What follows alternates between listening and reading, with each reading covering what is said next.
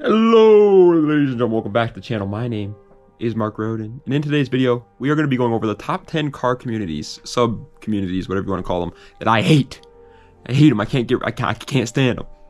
Not really. Obviously, if you have one of the cars in this video, or if you're a fan of one of the cars in this video, it doesn't mean that I automatically hate you. You just need to be the good in the club, okay? Because most of these guys, they're insufferable people to be around, and we'll obviously explain why. Recently, last week, I did the top 10 car communities that I love, and just like yin and yang, there's an opposite for that, so that's what today's video is, partner. Without further ado, let's go right into the list with number 10. And number 10 just so happens to be a car that I love, S-chassis.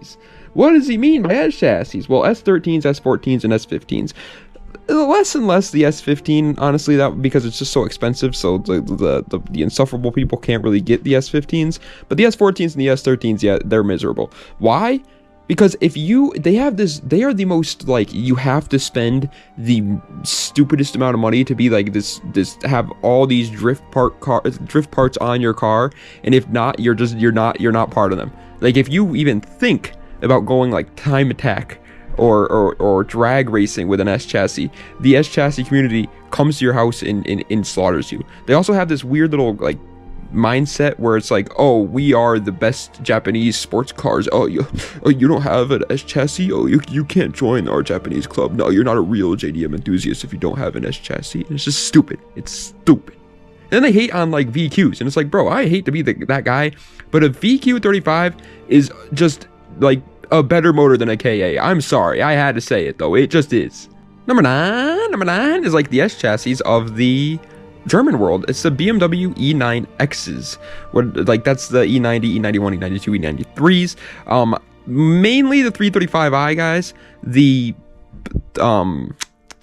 M3 guys, they're on a different level, obviously. Again, kind of like the S15s, they're too expensive for the insufferable people to get them.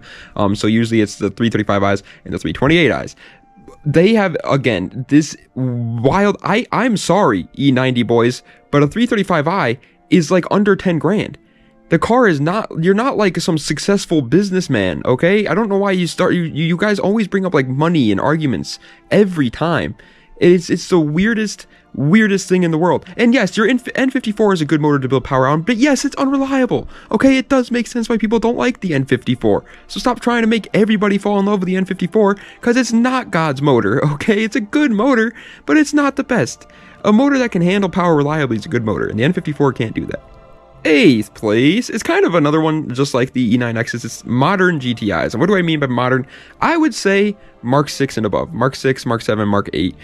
Sometimes Mark 5 owners as well. But those guys, they listen, it's not them. I feel like they're just confused, right? They just need like a father figure to help them out here. And I'm going to be that father figure real quick. Your car is cool. Don't get me wrong. Like you do have a cool car, but you don't have to your car is not a drag car, okay? That's not what GTIs were built for. I see them all the time being like, oh my god, dude, my GTI can easily get like 700 horsepower. It's like, no, it can't. No, it can't. Not easily. You have to build the motor. The car is good at certain things. It's a good car for like a practical, sporty daily driver. It's like a Civic Si. Be more like Civic Si owners, okay? They understand that their cars aren't the fastest in a straight line, but they're good at other things, and that's exactly how GTIs are. You don't have to be the best at everything, GTI boys. 7th is kind of like the opposite of that, because it's C6 and up Corvettes. C6, C7, C8. Literally every other generation of Corvette is totally fine. They're awesome people, like great people. C5 vets, C4 vets, C3, C2, C1s, obviously are all pretty good people. C6 and up? No. They are just not good people. It's another thing just like the GTI, where it's like, yes, you have a good motor. This one's a little bit more understandable because the motors in Corvettes can handle a lot of power in it very easily too. They're notorious for that. But your car's a sports car. If you wanted to just go fast in a straight line, you should have just bought a muscle car. Bought a Camaro or a Mustang or something like that. Why are you building up C6 and C7 vets to just go fast in a straight line? It makes no sense to me. They're good at handling. That's their whole point. Build it to be like a little race car. There's this one guy on TikTok, he has a C6 vet and he takes it to the track, like an actual track, and he's like the nicest guy and everybody loves him. But then the C6, C7 guys that are like just drag racing boys, they're annoying. They're annoying to be around. They're just stop. 6th place I did this for the last video. It's Porsche 911s. I did in the car communities that I love, I did Porsches that aren't 911s, and now in the car communities that I hate, it's Porsches that are 911s. Because 944 guys, Boxster guys, Cayman guys, 914 if you meet a guy with one of those, Panamera guys, whatever, any Porsche that isn't a 911, usually they're cool people, they're humble, they're down to earth, they just like racing, right? Porsche 911 guys think that their car is just the end-all be-all car. There is no better car in the world for them, and they always bring up price, right? Because Porsche 911s, they do have that going for them. They offer the same amount of performance as other cars that are much more expensive. Things like Lamborghinis, Ferraris, they're exactly the same performance as those cars, but significantly cheaper. But then when you bring up a GTR R35 or a C6 vet or a C7 vet, and you say, hey, I can make my car just as fast as your 911 for significantly less too, they're like, no, not when we're going stock for stock. We're going stock for stock, bro. They always twist the narrative to fit their whatever, their way. It's ridiculous. Your 911 is not the best car in the world. They're good cars, but they're not the best. There is no best car. Jesus. Sorry for my dogs barking last video there. There was actually zero reason for them to do that except for to interrupt my video, so I'm just going to keep it in there. But 5th place is the modern Mustangs. Again, just like the C6 nut vets, modern GTIs, things that I was talking about before, the older ones are usually good people. SN95s, Fox bodies, the ones before those, Mach 1s and the 60s fastback Mustangs, those ones are good. I'm talking S197s, S550s, and now the S650s. They're just honestly exactly the same as the C6 vets, except for that these cars don't offer the handling aspect that the Corvettes do, and so they really don't have much going for them. And then they always are go into self-defense mode whenever people bring up LSs, right? Because like their Fox body's probably realistically their best drag platform so far, but it's only good when you put a Fox when you put an LS in it, and they do not like that. Their motors are unfortunately just not as good at making power as Corvette motors are, in my opinion. I mean, I don't own either of them, so don't get me wrong, I don't know exactly what I'm talking about, but that's how it is. Also, yes, let's talk about the obvious crowd killer thing. Yes, these guys do not know how to drive their cars for the life of them, but the reason why isn't because what you may think. It's because the people buying these cars are young people and they cannot handle a 400 horsepower rear wheel drive muscle car. That's the reason, not because the cars themselves like suck when you're driving out of things. That's not the Mustang's fault, it's the owner's fault. 4th place is full-size trucks. It was tough for me to not put this in as number 1. They are lucky that there are so many insufferable communities in this world, because God, I cannot stand being around these people sometimes. I have 2 friends who are full-size truck guys, and they're fine. Okay, like I don't mind. They're good people, right? But they also like other things. Like they had a Miatas before, they've had BMWs before. Like they're not just truck guys. I'm talking just strictly truck boys. Okay, these guys are the most like internet warrior. I'm gonna argue with you about absolutely everything. I respect blue collar people. My dad is a blue collar people. All my friends, literally every single one of them, works a blue collar job. But for the love of God, will you stop bringing up college kids? Like, it seems like you guys are obsessed with them. Truck guys do that all the time. They're like, I couldn't go to college, couldn't be me. It's like, let them be. If they want to go to college, let them go to college. It's their life. Why do you care so much?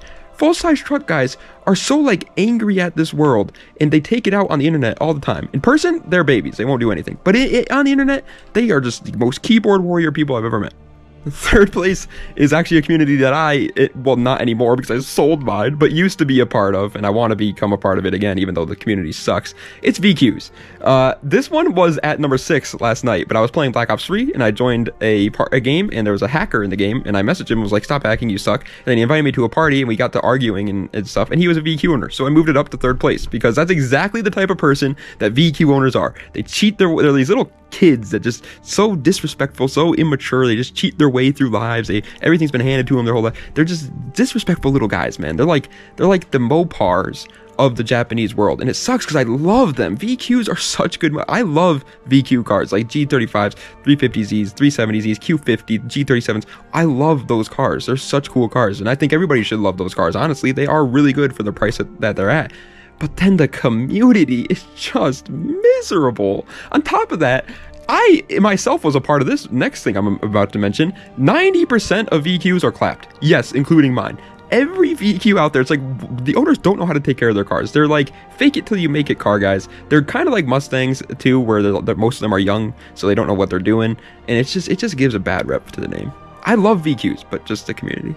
Second place, though, is Mopars. I mentioned it when I was talking about the VQs. I said the VQs are like the Mopars of the Japanese world. Well, these are just the Mopars. They are genuinely that bad. Now, I have seen tons of people that genuinely just like Challengers and Chargers, and they've liked them since the 70s, 60s, and that's fine. That's cool. If you're just a Dodge guy, I'm not hating on you just because you're a Dodge guy. I'm hating on the Mopar guys that are just the most disrespectful car guys in the entire community. They don't care.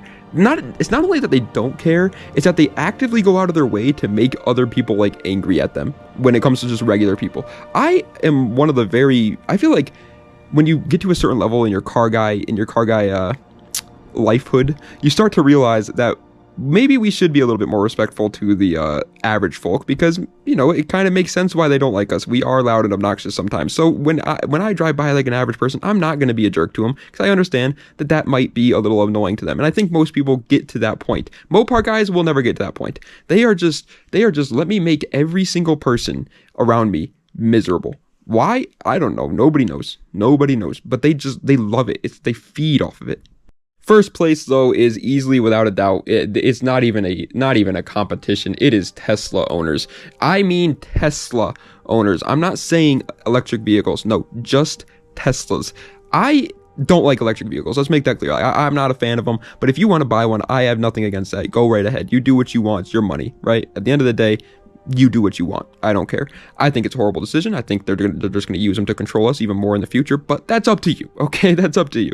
Now, Tesla owners, on the other hand, no, it's not up to you. Don't buy a Tesla unless you're the most full of yourself person on planet Earth. If you have any bit of humbleness left in your body, don't buy a Tesla, because every time I see a Tesla, that's exactly what I think. They are so freaking full of themselves. You can tell by just their license plates. LOL gas. LOL gas. Imagine if, like, I put truck guys on this list. Imagine if truck guys put LOL gas because they use diesel. It's like, what? It makes no sense. Who cares, Tesla? Yeah, we know it's electric, okay? The Hyundai Ioniq whatever is also electric, and you don't see those guys running LOL gas freaking things on them. But that's not even the thing. It's every time you get into an argument with a Tesla owner, it's their car is just, it's so good at everything. I once got into an argument with a Tesla owner, bro, and he said his car handles better than a Civic Type R. No, it doesn't. They're heavy boats. They weigh more than 4,000 pounds, have horrible brakes. They can't handle for the life of them. They are good. They are a one-trick pony, and that is accelerating, and that is all that they're good at. Everything else, they suck. And then they're like, oh, you don't like this. They don't understand personal opinion either in the slightest bit. You'll be like, oh yeah, the interior freaking sucks. Like, most car guys are not going to like the interior of a Tesla, and they're going to be like, that's not true. The interior is actually just really good. It's better than any car in the world. Buddy, let me tell you something. I'm a car guy, not a tech guy. I don't care about how many screens are in my freaking Tesla. I like the analog interior. That's what I enjoy. I enjoy that stuff over it. Most car guys do. It's a personal opinion. I don't flame you for liking the interior. Stop trying to flame me for it. Your car is not wanted by everybody. Stop believing it is. Most car guys don't want them. Get it through your head.